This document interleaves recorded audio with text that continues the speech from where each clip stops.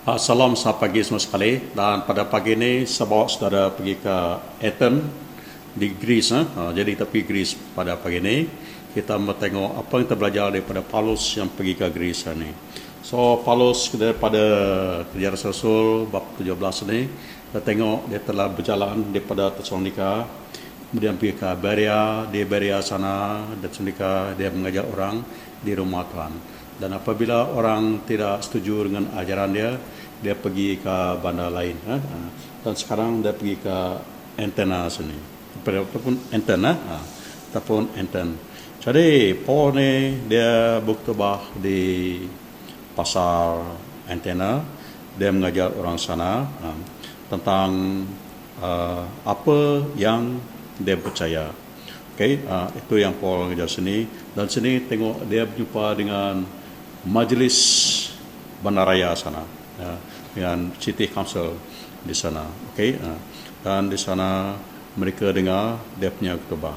Okay, so dalam petikan yang kita baca daripada Kerja Rasul 17 ayat ke-2 dengan 31, kita tengok Paul sini dia telah dibawa ke tempat yang bernama Areopagus.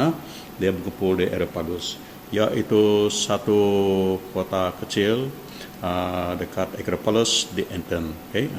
Dan orang Athens ini, orang Yunani sini, mereka ni banyak orang bijak pandai sini. Mereka adalah banyak orang falsafah, orang politik, ialah orang berpelajaran sini. Okay?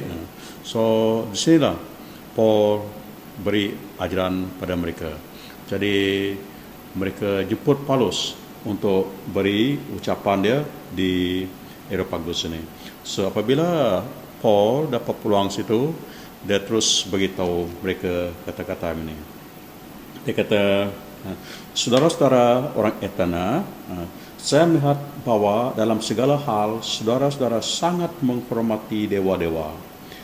Pada masa saya menjelajahi bandar dan melihat tempat ibadat saudara semua, saya menjumpai sebuah mazbah yang bertuliskan kepada Allah yang tidak dikenali. Jadi bagi Paulus ini, orang Athens ini orang sangat kuat agama, agama, dan mereka juga menyembah banyak dewa-dewa ataupun tuhan-tuhan, sehingga ada mazbah yang Paul nampak itu ada tulis mengatakan kepada Allah yang tidak dikenali. Okay? Jadi banyak menunjukkan banyak Allah-Allah ataupun dewa-dewa yang mereka sembah di sana. Betul. Ya. So untuk maklumat saudara, di sini saya beritahu sedikit sebanyak nama-nama Tuhan ataupun dewa-dewa yang orang Greek ataupun orang Yunani sembah pada zaman Paulus ada di sana dulu. Yang pertama, ada Tuhan yang bernama Aphrodite. Ini adalah dewa kasih ataupun dewa cinta. Okey, dan mereka buat dia punya patung ni di kota-kota dan juga di tempat-tempat mereka lalu lalang. Okey, dan di Korin juga mereka ada juga buat kuil untuk dewa Aphrodite ini. Okay? Dan dia punya imam sini adalah wanita. Okey, wanita jadi dia punya imam ataupun jadi padri yang memuja-mujakan patung Aphrodite ini. Okay? Jadi siang hari wanita ini mereka jadi imam dewa, memuji-muji dewa ini, tapi malam-malam nanti mereka jadi pelacur. Okay? Malam jadi pelacur. Okay. Itu dewa yang pertama, Aphrodite. Yang kedua, ada juga dewa yang nama Poseidon. Poseidon ini adalah dewa laut, dewa laut. Okay? Dewa laut. Jadi saya fikir mungkin saudara ada tengok filem-filem, ada sebut-sebut ini, okay? Filem Poseidon, dewa laut yang nama Poseidon. Dan apabila mereka ingin berlayar, dulu banyak orang berlayar pakai kapal, apa mereka buat? Mereka akan berdoa kepada Poseidon ini untuk keselamatan perjalanan mereka. Okey, dan apabila mereka menghadapi ribut badai dalam laut, mereka berteriak akan nama Poseidon ini. Macam kita sekarang lah, kalau kita dalam keadaan genting, susah, kita berseru, kita panggil nama Jesus. Okay? So itu yang orang Yunani, orang Greek buat masa itu. Kemudian mereka juga ada Tuhan yang bernama Apollo. Apollo. Inilah Tuhan matahari. Jadi pagi-pagi apabila mereka bangun, mereka akan menghadap ke matahari terbit itu dan mereka akan sembahkan dewa ini. Dan dewa ini buat daripada emas. Dan memanglah kena sinaran matahari dia akan berkilat-kilat. Berkilat. So itu contoh dewa-dewa yang disembahkan oleh orang Yunani di Athens ketika itu. Kemudian ada juga Tuhan bernama Hermes, Hermes, Hermes. Ini adalah Tuhan penerbangan, Tuhan untuk mereka perang, pimpin mereka perang, God of Light. Kemudian ada lagi satu Tuhan nama Ares, A-R-E-S, is God of War, untuk memimpin mereka pergi perang. Kemudian mereka juga ada satu Tuhan yang bernama Zeus, Z-E-U-S, Zeus. Ini adalah bagi mereka raja daripada segala raja Tuhan mereka. Okay? Dia menguasai langit dan juga guruh dan juga kilat. Jadi bagi mereka Zeus ini adalah dewa yang berkuasa dan kuat. Okay? Jadi Paulus ini begitu orang di Athens ini, saya nampak orang ini kuat sangat agama, very religious kata. Sebab kamu habiskan masa kamu siang dan malam beribadah, menyembah macam-macam Tuhan. Ya, jadi mereka ni tidak sembah satu dewa saja. Dia takut dewa itu nanti cemburu. Jadi mereka akan sembah dewa ini. Lepas sembah dewa ini, dia akan pergi sana sembah dewa itu. Kalau tidak ada waktu siang, dia akan pergi waktu malam, pergi sembah dewa itu. Okey, itu yang dilakukan oleh Greek, orang Yunani ketika itu. Okay. Jadi Paulus ambil kesempatan ini apabila orang jemput dia untuk beri dia punya message ini di Areopagus ini. So dia kata kepada mereka, saudara-saudara orang Athens, saya melihat bahwa dalam segala hal saudara-saudara sangat menghormati dewa-dewa. Pada masa saya menjelajahi bandar dan melihat tempat ibadah, saudara, semua saya menjumpai sebuah mazbah yang bertuliskan kepada Allah yang kita tidak kenali. Jadi mereka sembah juga Tuhan yang mereka tidak kenali. So apa yang Paulus buat sini? Kalau tengok ayat seterusnya kan, Paulus terus beritahu bahwa Allah yang mereka tidak kenali itu adalah Tuhan Yesus. Mereka beritahu bahwa Allah yang mereka tidak kenali itu adalah Tuhan Yesus. Jadi dia beritahu mereka, Allah saudara sembah tetapi tidak saudara kenal, dialah yang sekarang yang saya beritakan kepada saudara semua. Jadi Paulus terus cerita tentang Allah semesta alam ini yang mencipta kita, yang mencipta mereka juga. Tapi dia tidak direct bagi tahu nama dia Yesus ini. Okey, dia tidak begitu. Itu cara Paulus interact dengan mereka. Okey, mereka tidak interact mereka. Jadi dia beritahu mereka juga, kita inilah anak-anak dia, anak-anak Tuhan tadi. Okey, dan dia panggil kita supaya kita bertobat. Dia panggil kita supaya kita bertobat. Dan untuk membukti dia punya kuasa, Allah yang berkuasa ini, dia telah membangkitkan seorang daripada mati kepada hidup selepas dia mati 3 hari. Okay? Dalam ketika ini Paulus tidak beritahu nama itu adalah Tuhan Yesus. Dia tidak beritahu itu. Dia hanya beritahu saja untuk menunjukkan dia punya kuasa. Dia telah membangkitkan seorang yang telah meninggal selama 3 hari. Okay. So bagi orang dekat Athens ini, sebab mereka ni banyak orang berpelajaran, orang mempunyai hikmat, mereka anggap dia pandai, ahli politik, ahli bisnes sebagainya.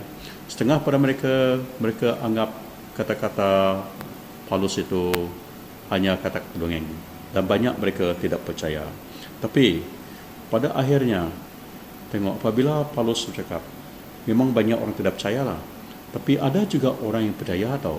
Kalau kita baca seterusnya, sebab ayat 34 dia kata, beberapa orang mengikut Paulus dan percaya kepada Yesus. Antara mereka adalah Dionysius, anggota Masyarakat Areopagus, dan seorang wanita Gaman serta beberapa orang lain.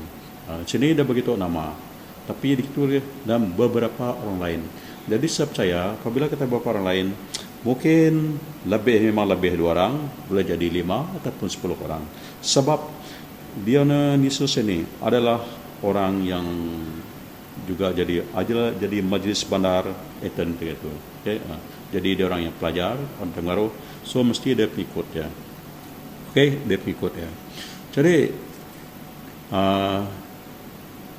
Dionysius ini dia telah menerima Tuhan pada hari itu juga, dan apa berlaku? Dia telah jadi bishop pertama di Greece. Dia telah jadi bishop pertama di Greece. Orang daripada Athens tu jadi bishop di gereja di Greece. Okay? Jadi, kau bayangkan, bila Paulus khotbah itu, kemudian walaupun tidak ramai, tapi ada orang bertobat, ada orang terima Tuhan. Apa berlaku? Saya percaya hasilnya ialah surga sana, orang semua bersukacita. Hasilnya mereka di surga sana, mereka semua cita. Kenapa? Dalam kita tengok, kalau kita tengok dalam Injil Lukas 15 ayat 10, dia kata, percayalah, malaikat Allah juga bersukacita apabila seorang berdosa bertobat. So di sini dalam Bible kita ada nama itu, dan dia mengatakan dan beberapa orang lain. So lebih ada 2 orang. So kalau seorang pun dia malaikat bersukacita, apalagi kalau orang kenamaan ini bertobat. So itu hasilnya daripada khotbah Paulus ini. Ada orang percaya pada Tuhan, dan saya percaya juga pada ketika itu di surga sana mereka semua bersukacita kerana ada bertobat terima Tuhan. Okay. So kenapa pastor beritahu bawa kita tengok petikan hari ini? Sebab saya percaya kita juga sudah lebih 200 tahun, sudah lebih 2000 tahun benda ini berlaku. Tetapi saya percaya juga kita juga banyak menyembah dewa-dewa lain. Dia menunjukkan kita ni orang yang beragama, orang yang punya pengharap yang punya macam-macam pengharap. Jadi kalau Paulus pergi ke tempat kita hari ini, dia tengok rumah kita, apa akan Paulus lihat? Mungkin dia tengok dalam rumah kita, ada tengok gambar Tuhan Yesus, dan dia juga tengok ada benda-benda lain lah yang kita gantung-gantung ke rumah kita. Okay? So kita ni juga banyak menyembah dewa-dewa lain, seperti mana orang Yunani dulu. Okay? Yunani dulu. Contoh Tuhan yang kita sembah, kalau kita sedar-sedar, boleh jadi hobi kita. Disebab hobi kita itu kadang-kadang kita tidak ada waktu untuk pergi ibadah kepada Tuhan Yesus, pergi gereja. Sebab kita sembahkan kita punya hobi. Dan kadang-kadang juga kita juga sembah kita punya duit. Sebab duit itu kita kata penting, tidak ada duit kita tidak boleh hidup. Jadi kita ni kerja bermati-matian untuk cari duit saja. Dan saya tidak tahulah kalau macam Amerika mungkin lain sikit. Sebab dalam Amerika tu kalau aku tengok dia punya duit, dia punya note tu dia kata in God we trust dalam duit itu. Jadi kita macam mana? Banyak kita juga bergantung pada duit kita. Okay? Jadi duit itu kadang-kadang jadi Tuhan kita. Disebab kita inginkan duit sangat, kita jadi hamba duit dan kita tidak ada waktu untuk buat kerja lain. Sebab kita ingin cari duit saja. Okey. Dan kadang-kadang juga, kebanyakan kita juga, kita punya Tuhan adalah kita punya kerjaya, kita punya nama, title sebagai. Jadi kita ingin dapat gelaran-gelaran. Contohnya jadi doktor, jadi reverend, jadi Mr. So and so, jadi presiden dan sebagainya. Okay? Jadi kita bekerja untuk dapat itu. Dan kita bangga apabila kita dapat ijazah kita, sijil kita, kita gantungkan di dinding hati. Jadi itu juga boleh jadi Tuhan kita. Kita sembah itu. Okay? Dan bagi setengah-setengah orang, dia punya Tuhan adalah apa? Dia punya tubuh, penampilan dia. Saya fikir kalau Paulus pergi ke rumah kita, dia tengok ada cermin besar situ, kan? Dia akan tanya kita, kenapa cermin ni? So, banyak kita bila kita di cermin itulah kita tengok diri kita. Dan kalau kita merasakan tubuh badan kita ni cantik, kita rasa diri kita ni berharga, boleh pengaruh orang dan sebagainya. Okay? Dan kita anggap kalau tubuh kita ni tidak handsome, tidak cantik, kita ingat diri kita ni tidak diharga, tidak di value sebagainya. Jadi banyak orang tidak ada masa bekerja lain, dia punya masa hanya untuk mempersiapkan tubuh dia secara jasmani, sama ada perempuan ataupun lelaki. Dia ingin tengok tubuh dia tu handsome, maksudnya dipuji orang, dan juga ingin tengok tubuh itu diramping, cantik supaya dapat dipuji orang tu. Dan orang semua puji-puji atau puja-pujakan orang yang mempunyai perbadan itu. Okay? Dan tidak kurang juga, kita punya Tuhan adalah benda yang kita minat, boleh disukan dan sebagainya. Okay? So kita perhatikan dalam gereja kita, kalau ada musim bola sepak dekat stadium Lakin sana, kadang-kadang orang yang regular datang gereja pun tidak datang pada malam itu. Kalau ada pertandingan di stadium Lakin, ataupun ada pasukan-pasukan yang minat buat perlawanan pertandingan pada malam, kita ada kebaktian.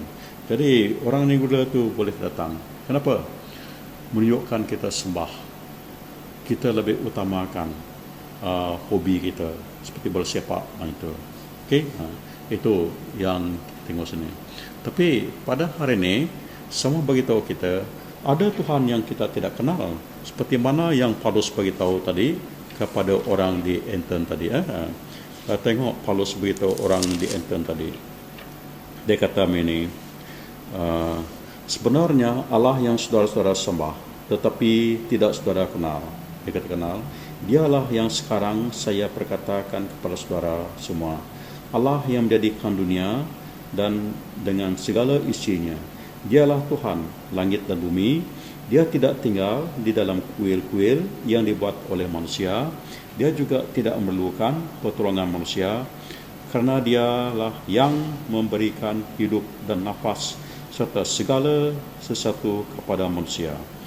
Daripada seorang manusia, dia menjadikan semua bangsa dan menyuruh mereka mendiami seluruh bumi. Sejak permulaan, dia juga menetapkan masa dan tempat mereka boleh hidup. Allah berbuat demikian supaya mereka mencari dia, dan mudah-mudahan mereka menjumpai dia semasa mereka mencari dia. Tetapi sebenarnya Allah tidak jauh daripada kita masing-masing, dan kerana dia kita hidup dan bergerak dan ada di dunia ini. Beberapa orang penyayang saudara semua juga berkata, kita semua anak-anaknya. Karena kita anak Allah, kita tidak boleh menganggap Allah seperti patung yang dibuat daripada emas atau perak atau batu yang mereka bentuk menurut selera manusia. Allah tidak mau mengingatkan masa kita tidak mengenal dia dahulu. Tetapi sekarang, dia menyuruh semua orang di seluruh dunia bertobat daripada cara hidup yang jahat. Hal ini demikian kerana dia sudah menetapkan satu hari untuk mengadili seluruh dunia ini dengan adil. Tugas itu akan dilakukan oleh satu orang yang sudah dipilihnya, supaya semua orang yakin akan hal itu. Allah sudah membangkitkan orang itu daripada kematian. Okay? So dari sini Paulus beritahu orang bahawa kita harus bertobat. Allah itu baik, dia mencari kita dan suruh cari dia. Tapi untuk terdapat dia, walaupun dekat, kita harus bertobat. Okay? Harus bertobat. Dan dia juga beritahu mereka bahawa satu hari nanti dia akan menghakimikan dunia ini. Kita tengok dalam ayat 31a tadi, dia akan menghakimi dunia ini. Dan hakim itu ialah Allah sendiri, iaitu Tuhan Yesus sendiri. Kalau tengok dalam buku Pemanang ataupun buku Wahyu bab 20, 21, di situ ada begitu dia. Okay? So itulah Allah yang dimaksudkan oleh Paulus ini. Okay?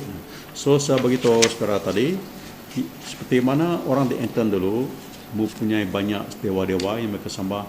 Kita di sini juga mempunyai banyak dewa-dewa yang kita sembah. Kenapa? Sebab mentaliti cakap tidak salah sembah tu. Dia pun tolong kita.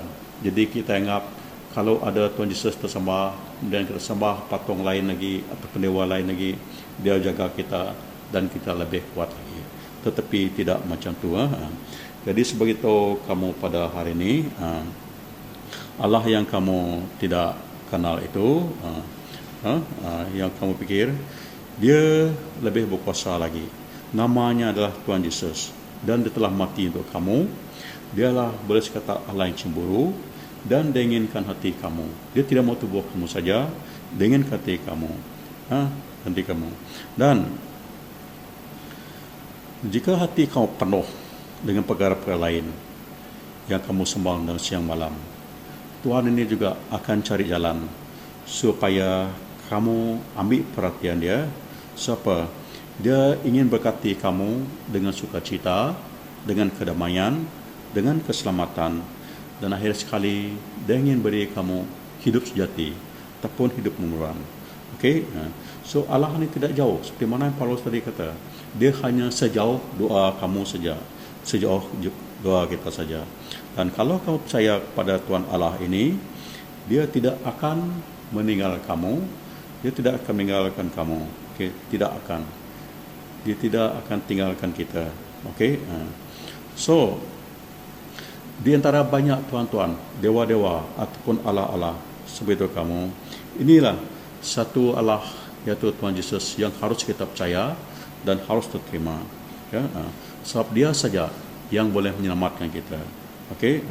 Jadi kamu kena mengikuti dia dengan sepenuh fikiran, jiwa raga, kekuatan hati kamu, dan kamu akan selamatkan. Okay? Tuhan berkati kita semua. Amin.